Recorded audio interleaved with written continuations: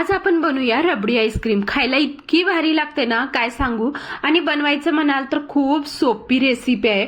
आणि हे ना कोणतेही कलाकंद, पेढे, मिठाई सगळंच ह्या एकाच डिझर्ट मध्ये म्हणजे आईस्क्रीम मध्ये बनून तयार होईल। इतकी भारी लागते ना, काय सांगू तुम्हाला।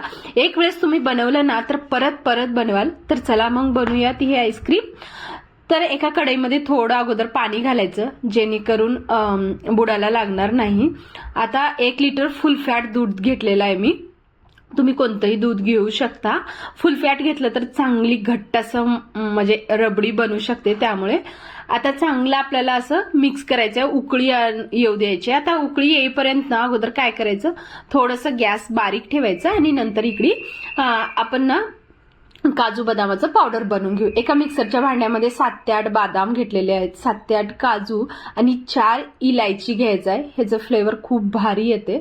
आणि तुमच्याकडे जर असेल तर केशरच्या काड्या घाला, नसेल तर स्किप करू शकता। आता बारीक असं आपल्याला पावडर करून घ्यायचंय, तुम्ही बघू शकता।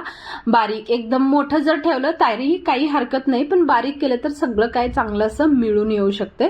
आता इकडे बघा दूध चांगलं आपलं 3/4 असं कमी झालेलं आहे। आता आपल्याला ना हे बदाम काजूचं पावडर घालायचं आहे। आता सगळ्यात महत्वाचं ना, इथं मी पाव कप मिल्क पावडर घेतलेला आहे। जर तुम्हाला मिल्क पावडर घालायचं नसेल किंवा तुमच्याकडे नसेल मिल्क पावडर तर तुम्ही काजू बदामाचं थोडंसं पावडर जास्त घालू शकता, त्याने सुद्धा छान असं घट्ट होते। आता चमच्याने चांगलं होत नाही म्हणून मी काय केलं, इथे ना विस्करनं चांगलं असं मिक्स करून घ्यायचं चांगलं। आता दुसरीकडे आपल्याला साखरला कॅरमल करायचं आहे। अर्धा कप साखर घेतलेली आहे मी 1 लिटर दुधासाठी। तुम्ही कमी जास्त करू शकता, गोड आवडत असेल तर आणखी जास्त, पण अर्धा कप साखर ना एक्झॅक्ट बरोबर होते। पाणी न घालता आपल्याला असंच वितळू द्यायचं आहे, पूर्ण जास्त वितळू द्यायचं नाही, नाहीतर कडक होऊन जाते। त्यामुळे थोडंसं हे जे दूध आपण उकळत होतो तेच दूध घालायचं आणि मिक्स करून जी आपली रबडी होती ना त्या रबडीमध्ये आता हे घालायचं आहे।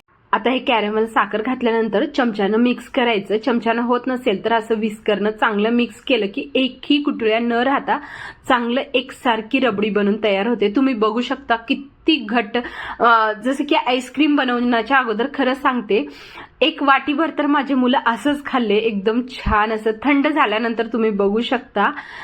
त्यानंतर आता आईस्क्रीमचे कोणतेही मोल्ड घ्या आणि त्याच्यामध्ये आपल्याला हे रबडी घालायची आहे।